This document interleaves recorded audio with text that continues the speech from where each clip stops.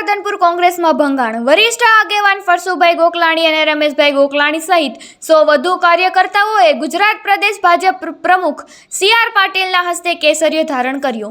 પાટણ જિલ્લાના રાધનપુર વિસ્તારના કોંગ્રેસના વરિષ્ઠ આગેવાન ફરસુભાઈ ગોકલાણી અને રમેશભાઈ ગોકલાણી તેમજ ભૈલાભાઈ ઠક્કર, મહેશભાઈ ઠક્કર અને કીર્તિલાલ ઠક્કર સહિત અન્ય મહાનુભાવોએ પણ ગુજરાત પ્રદેશ ભારતીય જનતા પાર્ટીના પ્રમુખ સી.આર. પાટીલના હસ્તે કેસરિયો ધારણ કરી ભારતીય જનતા પાર્ટી સાથે મળી ભારતીય જનતા પાર્ટીને જીતાડવા આહવાન કર્યું હતું.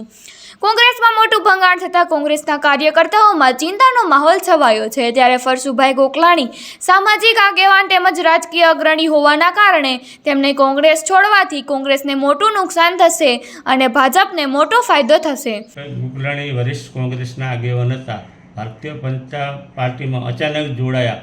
કોઈ લાલચ, અપેક્ષા કે કોઈ માગણી સાથે કે કોઈ કમિટમેન્ટ કર્યું?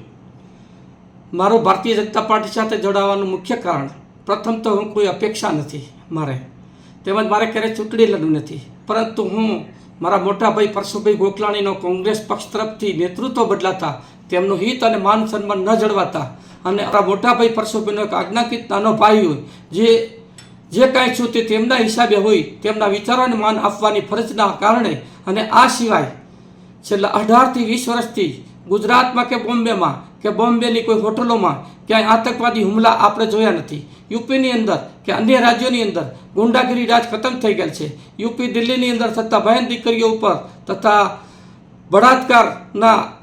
બળાત્કારમાં કંટ્રોલ આવેલ છે. તેમજ 18થી 20 વર્ષના કોઈ પણ છોકરાને આજે તમે ગુજરાતમાં કે ક્યાંય કરફ્યુ જોયો નથી. 18થી 20 વર્ષની છોકરાઓ આજે ગુજરાતમાં ક્યાંય કરફ્યુ જેવું એમના મગજમાં નહીં હોય. મિત્રો, વર્ષો પહેલાં અમારા વારઈ ગામમાં તેમજ 4-5 દુકાનો અંદર તાળા તૂટતા અને ઘરફોડ ચોરી આ બધું બંધ.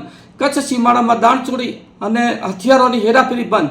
રામ મંદિરમાંનો મુદ્દો વર્ષોથી અટકી પડેલ હતો, જેનું નિરાકરણ અને આજે ભવ્ય રામ મંદિરનું નિર્માણ. વર્ષો પહેલાં પાણીની સમસ્યા, આપણા બહેન દીકરીઓ ગામડાની અંદર પાણી ભરવામાં જતા બોર ઉપર માર ખાઈને આવતી, ગામડામાં પાણીના ટેન્કરો આ બધું બંધ.